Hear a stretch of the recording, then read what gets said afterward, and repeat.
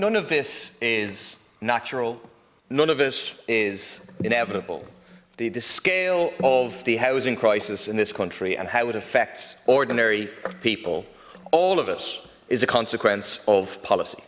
The almost 11,000 people in emergency accommodation, over 3,000 of whom are children whose lives will be forever blighted by the experience. The hundreds of thousands of people who are stuck living with their parents because they can't afford to rent, the 250,000 people on the social housing waiting list or in HAP or RAS funded precarious private tenancies, students who are asking students' unions if they can pitch a tent on campus because they can't afford to find a room, traveller families in horrific accommodation, and now refugees unable to find shelter having fled war.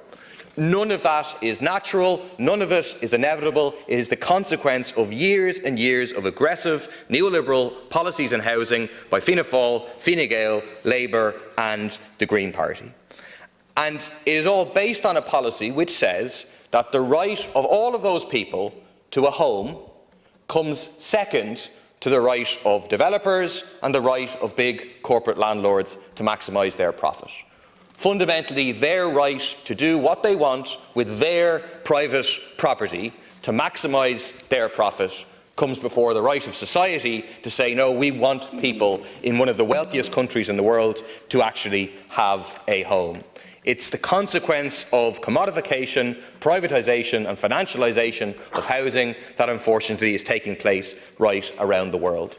The issue of vacant properties really gets to the heart of it, because this is the most immediate solution to the crises that people are facing in every community, in every town, in every city across the state. There are vacant properties. It's the most immediate solution to use those vacant properties for people who need them. It's also the most ecologically sustainable solution, because the house that is already built, the cost in terms of carbon emissions of bringing that up to standard and so on is very low compared to the significant greenhouse gas emissions that come with building a new home. We know that according to CSO data, based on the recent census, there's over 166,000 vacant homes across the country. We know that almost 50,000 of those homes have been vacant for 6 years or more. 23,000 of those were vacant even going back to the census in 2011, over 10 years ago. We know on top of that, there's 22,000 derelict buildings in the state at the end of 2021.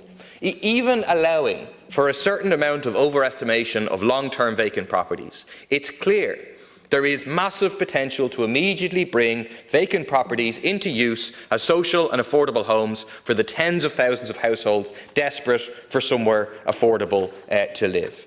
The issue is for us to say, no, you don't have a right to leave that home vacant in the context of a housing crisis, that if you don't use it, then you will lose it, and the state will intervene and will compulsory purchase the home in order to make it available for people to live in. Beyond that is the issue of the planning permissions. There's an estimated 80,000 housing planning permissions granted nationally but not activated.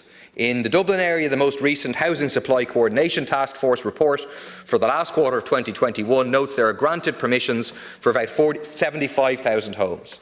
Of those, just under 9,000 were completed, 18,000 commenced, leaving in excess of 48,000 unused permissions. That's almost 2 in every 3 planning permission not activated in the middle of a housing catastrophe.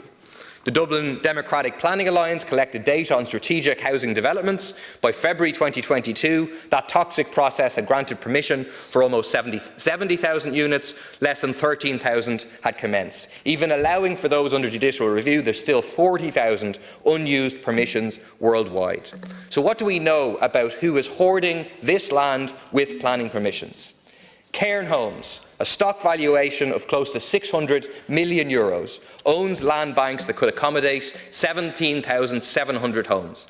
82% of these sites have planning permission or are in the planning process. The vast majority of this land is in or around Dublin.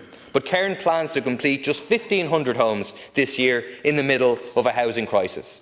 Similarly, Glenveagh Properties owns land banks for over 15,000 homes, but completed just over 1,000 in 2021, in the middle of a housing crisis. Their right to sit on land to try and maximise their profit by building later rather than now is taking precedence over the need for action in terms of the housing crisis. The Business Post reported at the weekend that Minister O'Brien is now considering buying up, quote, dormant housing projects or partnering with other developers. I can imagine that will involve some handsome profit for them. Let's acquire these sites at agricultural prices now, cut out the developers, cut out their profiteering and start direct building by the state and local authorities. I don't understand what the government is waiting for. We're in the middle of a housing crisis.